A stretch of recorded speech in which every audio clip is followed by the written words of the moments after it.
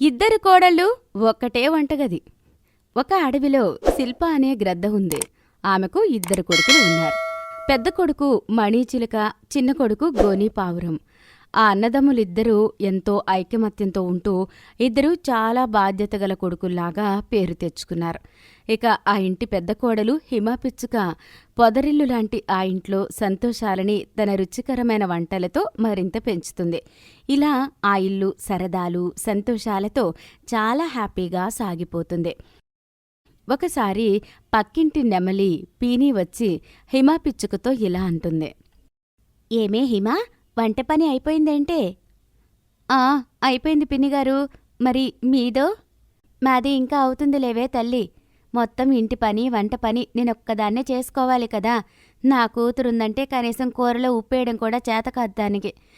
ఇంక వంటలో నాకు సహాయం ఏం చేస్తుంది చెప్పు అని అనడంతో హిమ ఇలా బదిలిస్తుంది. అయ్యో, అదేంటి పిన్నిగారు, మీ అమ్మాయికి వంట రాదా? ఒక పని చేయండి, తను ఖాళీగా ఉన్న సమయంలో నా దగ్గరికి పంపండి. నేను చక్కగా వంట నేర్పుతాను దానికి. అసలే పెళ్లి కావాల్సిన పిల్ల. వంట తెలియకపోతే రేపు అత్తారింట్లో ఎన్ని అవమానాలు పడాలి, ఎన్ని మాటలు పడాలి చెప్పండి. మా తల్లే, నా కష్టాన్ని అర్థం చేసుకున్నావు. వంటలో నిన్ను మించినోళ్ళు ఉండరు. అలాంటి నువ్వే నా కూతురికి వంట నేర్పితే నా కూతురి కాపురం కూడా మీ కాపురంలాగా చక్కగా సాగుతుంది అని హిమాని పొగడ్తలతో ముంచెత్తి వెళ్ళిపోయింది. ఈ విధంగా హిమ చేతి వంట గురించి ఆ ప్రాంతంలో తెలియని వారు ఉండరు. అలా రోజులు చక్కగా సాగిపోతున్న సమయంలో చిన్న కొడుకు గోనీకి ఒక చక్కటి సంబంధం రావడంతో ఎక్కువ ఆలస్యం చేయకుండా గోనీ పావురానికి పాలి అనే పిచ్చుకతో పెళ్లి జరిపించారు.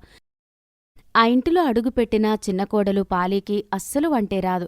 అయినా తనకి తోబుట్టువులాంటి పెద్ద కోడలు వంటలు అదరగొట్టడంతో కడుపు నిండా తినుకుంటూ మిగిలిన ఇంటి పనులు చేస్తూ ఆ తోటి కోడలిద్దరూ చక్కగా సఖ్యంగా ఉంటున్న సమయంలో ఒకరోజు పాలీకి దూరపు చుట్టం పెద్దమ్మ వరుస అయిన కీను కాకి వచ్చింది. ఆమె చుట్టం చూపుగా వచ్చి పాలి మనసులో ఒక విషబీజాన్ని ఇలా నాటింది. చూడవే పిల్ల, మీ తోటి కోడలు చక్కగా వంటలు చేస్తూ ఇంటిల్ల పాదిని తన చేతిలో పెట్టుకుని ఆడిస్తోంది.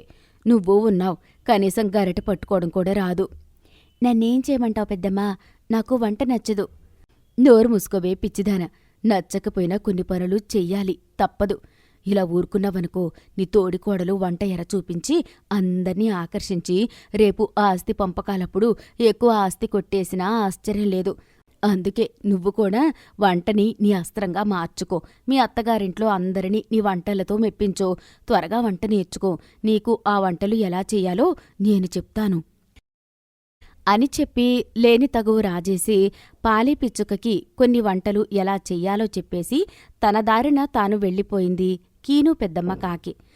ఇక ఆ తరువాత నుండి పాలిపిచ్చుక తన తోడి కోడలతో వంటల విషయంలో పోటీ పడ్డం మొదలుపెట్టింది.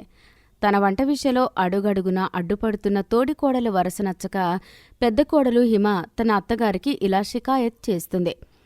చూడండి అత్తయ్య, మీ చిన్న కోడలు నాకు నచ్చదని తెలిసి కూడా వంటగదిలోకి వచ్చి వంటల్లో వేలు పెడుతుంది. పోని తనకేమైనా వంట వచ్చా అంటే పులుసుకి చారుకి కూడా తేడా తెలీదు.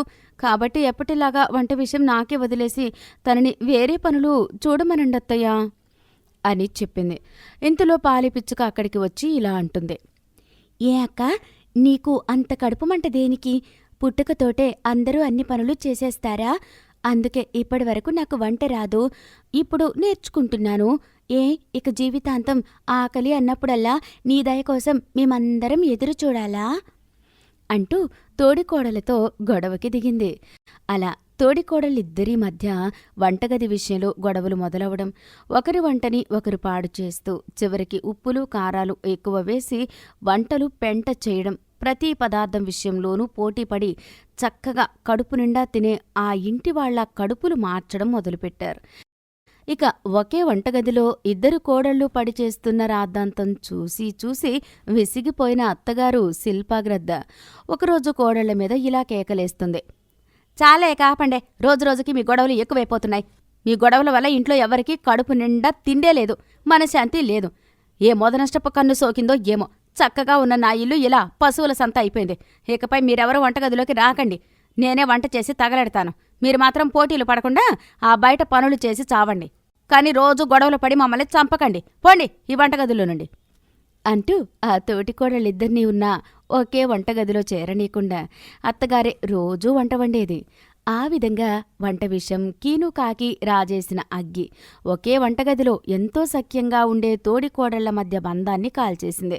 అత్తగారికి వంట తలనొప్పిని తెచ్చిపెట్టింది. ఈ వీడియో మీకు నచ్చినట్లయితే లైక్ చేసి షేర్ చేసి సబ్స్క్రైబ్ చేయండి. Thank you for watching.